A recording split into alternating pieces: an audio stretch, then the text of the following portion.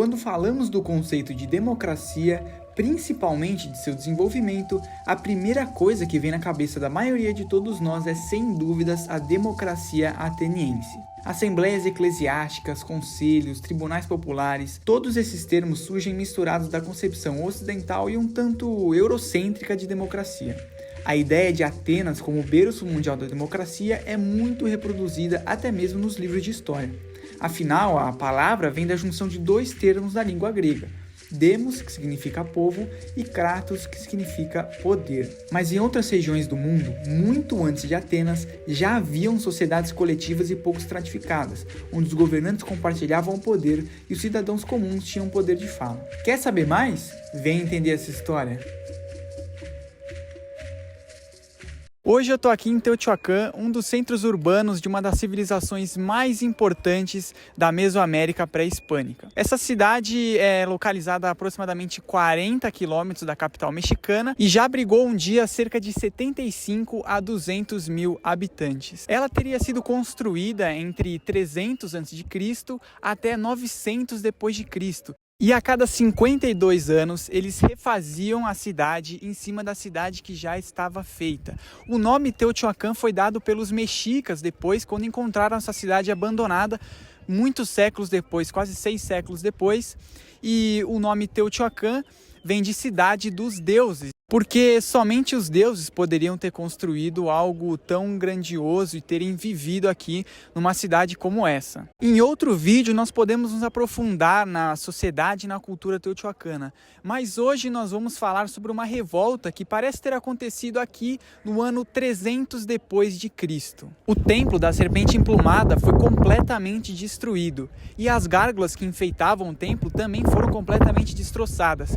O templo do sol e o templo da lua, esse que está aqui atrás de mim, também pararam de receber sacrifícios que eram tão comuns naquela época na sociedade teotihuacana. E ao invés de investir em grandes projetos arquitetônicos e templos, os ricos governantes de Teotihuacan resolveram investir em projetos habitacionais.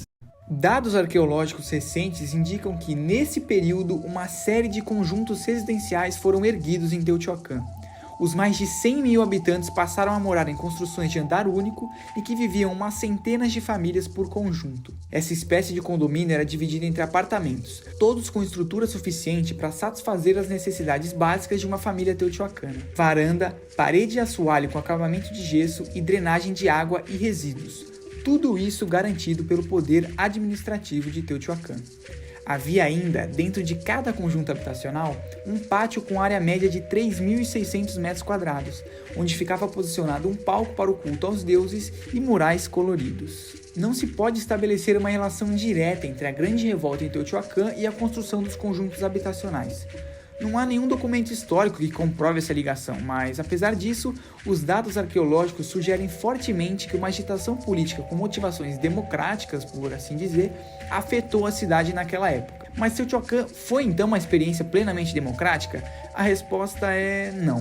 Primeiro que, como já falamos, o termo democracia foi cunhado na Grécia, e os teotihuacanos nunca sequer ouviram essa palavra. Segundo que, durante seus mais de 1 milênio de existência, a civilização de Teotihuacan teve um sistema de governo amplamente teocrático, hierarquizado e comandado majoritariamente por poderosos sacerdotes, ou em náhuatl, tlatoanes. O certo a se dizer é que provavelmente houve em Teotihuacan uma experiência de vontade coletiva atendida. Outra experiência de sociedade comunitária eram as Gana Sangas, no subcontinente indiano, mais de 5 séculos antes de Cristo. Há mais de 2.500 anos, a Índia tem a sua própria tradição de antigos estados democráticos, que adotavam uma espécie de organização social chamada Gana Sangha. Gana, em sânscrito e pali, significa tribo, mas também denota a reunião de homens de uma determinada comunidade. Sangha, em sânscrito, significa associação ou assembleia, e, portanto, como regra, Gana Sangha pode ser traduzido como assembleia tribal. No século V a.C., o Vale do Indo tinha 16 grandes estados, os Mahajanapadas.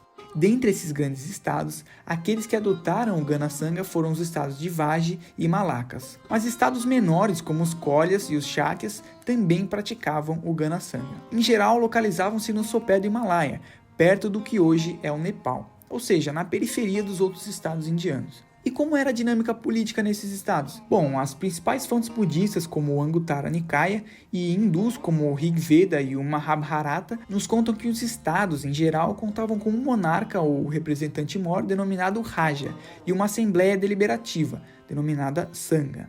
O monarca era elegido pela assembleia e coordenava suas decisões juntamente com ela. As principais questões do estado também eram discutidas pelos membros da assembleia, que tinham autoridade financeira, administrativa e judicial. Apesar de cada estado ter suas particularidades, os historiadores Jagdish Sharma e Al-Bashan, que estudaram cada um desses estados em seu livro Repúblicas na Índia Antiga, entendem que havia dois principais modos de estado.